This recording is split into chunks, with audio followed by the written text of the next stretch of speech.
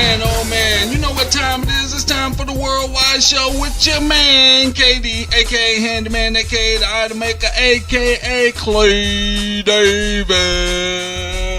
And I got Miss Renee in the house today.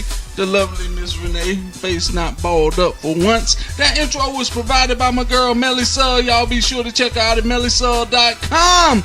Anyway, Miss Renee, I want to talk about a lot of things going on here in Atlanta. You know, it's people still suffering out there from the flood, which happened, about a month ago? The flood of 2009, or what is it? Yeah, that was last month. And, you know, people still suffering, and I don't know if y'all know about this, but floods came in, and it actually destroyed neighborhoods that wasn't in flood zones. I mean, it cremated houses. I mean, if the insurance company don't require you to get flood insurance, you wouldn't actually get flood insurance. And so a lot of these homeowners didn't have flood insurance, and their homes were flooded, and there's people still out here suffering, still living in shelters, still living in cars, still living with friends, and their houses are still destroyed. I mean, what do you think about that, Renee? Because there's a lot of problems going on out here, but yet and still we got $1 million a day to spend over in Afghanistan for the war, and no telling what we spent in Iraq. But what you think about that? Spending money in your own country to help rebuild or refurbish the working American does not yield additional money. It's all about the money. Rebuilding over in Afghanistan, Iraq, that's going to be money. Money for the contractors that go from the U.S. over to these countries to rebuild. So that's money in the rich's pocket. Helping your average American that owns a home that's only worth $250,000, now worth only maybe $50,000, that's not going to put money back in the government's pocket. So it's only taking money away. So it's not profitable. So why do it? So it's profitable to be over fighting wars. Hell yeah. Okay, calm down. Calm down. Well, anyway, we're going to continue on with this discussion. Y'all keep it locked into the Worldwide Show. Here's that brand new Omarion featuring Gucci Mane. It's called Get It In. Hey, and this is a Musgrow Street Knocks remix. We did this, me and my boy Big Todd up in Winston-Salem, North Carolina. Keep it locked here.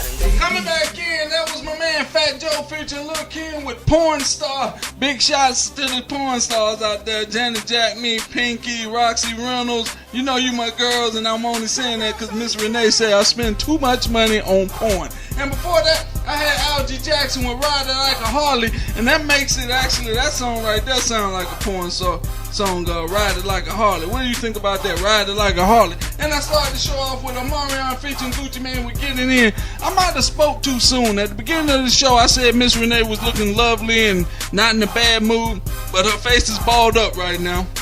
Face is balled up. She's getting on me about microphones, stands, because, you know, this studio is not really, let's say, 2009 suave. Is that the right word, Miss Renee? If that's what you want to use.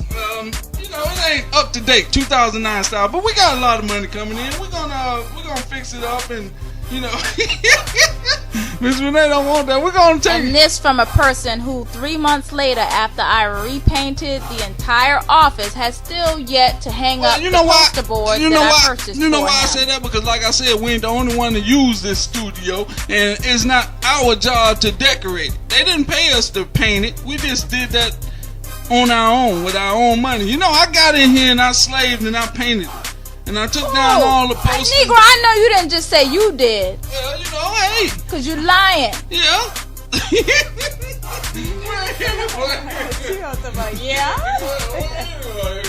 That's how it goes. Well, anyway, I want y'all to keep it locked into the Worldwide Show. I'm jumping into this Maya featuring Nicki Minaj, and it's called Ponytail. Nicki Minaj. She will be at the Core DJ Weekend, which is happening November 13th through the 16th in Las Vegas, Nevada.